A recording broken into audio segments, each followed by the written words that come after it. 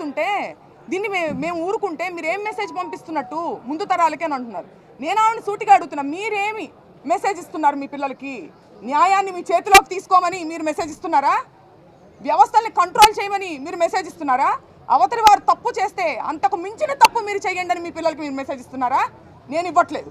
న్యాయం ఒకటి ఉంటుంది, దాని పని అది చేసుకుపోతుంది. మనం వ్యవస్థలకి లోబడి మనం ఉండాలి అనే నేను మెసేజ్ ఇస్తున్నా. ఏ చట్టం చెప్పిందమ్మా రాళ్ళు కర్రలు తీసుకుని ఇంటి మీదకి వచ్చి సారీ అడగమని ఏ చట్టం చెప్పిందో ఆవిడ నాకు తెలియజేయాలి, నేను తెలుసుకుంటాను. అలాగే ఇవాళ రాంబాబు గారు రెడ్ బుక్ని నేను కేర్ చేయను అని చెప్తున్నారు.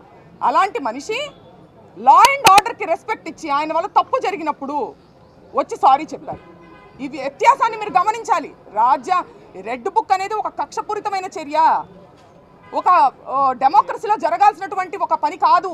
కాబట్టి ఆయన దాన్ని ఎదిరించి ధైర్యంగా నిలబడి, ఒక పక్కనేమో ఆయన వల్ల తప్పు జరిగినప్పుడు జెంటిల్మెన్గా ఆయన వచ్చి సారీ చెప్పడం జరిగింది. అయినా కూడా దాడి చేశారు. కానీ నేను చెప్తున్నాను, ఇవాళ అంబటి రాంబాబు గారు 2000 మంది చుట్టుముట్టిన ఇంటిని లోపల కూర్చుని ఒక్కళ్ళే రాళ్ళు రువ్వుతున్నా, కత్తులు దూస్తున్నా, గుణపాలు గోడల్లోంచి దిగుతున్నా ధైర్యంగా కూర్చున్నారు. ఆ ధైర్యం ఎక్కడిది? వ్యవస్థ మీద ఉన్నటువంటి నమ్మకమే ఆయనకు ఆ ధైర్యం ఇచ్చిందని నేను నమ్ముతున్నాను. కానీ వాళ్ళ వ్యవస్థల్ని నిర్వీర్యం చేసి, పోలీసుల్ని డమ్మీ చేసి, పోలీసు వ్యవస్థ అనేది ఎంత పవర్ఫుల్, దాన్ని డమ్మీలుగా చేసి మీరు ఇంటి మీదకి వచ్చి ఆడవాళ్ళ మీద కూడా దాడి చేస్తారా? మీరు గమనించుకోవాలి. అలాగే నేను పవన్ కళ్యాణ్ గారిని, చంద్రబాబు నాయుడు గారిని ఇద్దరిని నేను లా అండ్ ఆర్డర్ని కాపాడమని నేను అడగడం జరిగింది. నేను అడిగితే మమ్మల్ని వాళ్ళు ప్రశ్నిస్తున్నారు. పవన్ కళ్యాణ్ గారు మీరు ఇప్పుడు గుర్తొచ్చారా, మీకు ఇప్పుడు గుర్తొచ్చారా అని మమ్మల్ని ప్రశ్నిస్తున్నారు. నేను వాళ్ళని సూటిగా అడుగుతున్నా, పవన్ కళ్యాణ్ గారిని తల్లిని తిట్టి మీరు ఓట్ల కోసం వచ్చేసరికి మీకు పవన్ కళ్యాణ్ గుర్తు రావచ్చునా? మాకు మటుకు లా అండ్ ఆర్డర్ని కాపాడడానికి పవన్ కళ్యాణ్ గారు డిప్యూటీ సీఎంగా ఉన్నప్పుడు మేము అడగకూడదునా ఆయన్ని? ఇదేం న్యాయం అని నేను అడుగుతున్నా. నన్ను ప్రశ్నించే వాళ్ళందరినీ నేను అడుగుతున్నాను.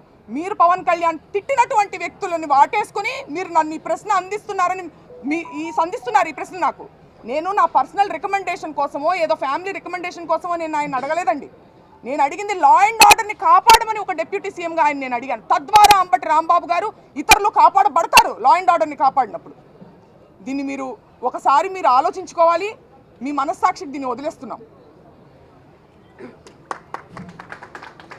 అలాగే ఈ సందర్భంగా మా కోసం ఈ కష్టకాలంలో మాకు సపోర్ట్గా ఉండడం కోసం, మాకు ధైర్యాన్ని ఇవ్వడం కోసం తరలి వచ్చిన మా అన్నలకి, తమ్ముళ్ళకి, అందరికీ నేను ఎప్పటికీ రుణపడి ఉంటానని మా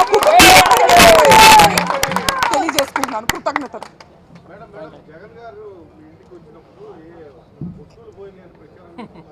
ఏమండి ఇది? ఏమి చేతకానప్పుడు ఏదో ఒకటి చేయాలి. వస్తువులు పోయినాయా? వాళ్ళు చూసారు, వాళ్ళే తీసుకెళ్లారా ఏంటో చెప్పిన వాళ్ళు? అదంతా ఫేక్ న్యూస్ అండి. అది కేవలం ఏంటంటే దీన్ని ఏదో సైడ్ ట్రాక్ చేయాలి, ఇంకా ఏదో రకంగా బురద జల్లాలి అని చెప్పి అలాంటివి చెప్తున్నారు.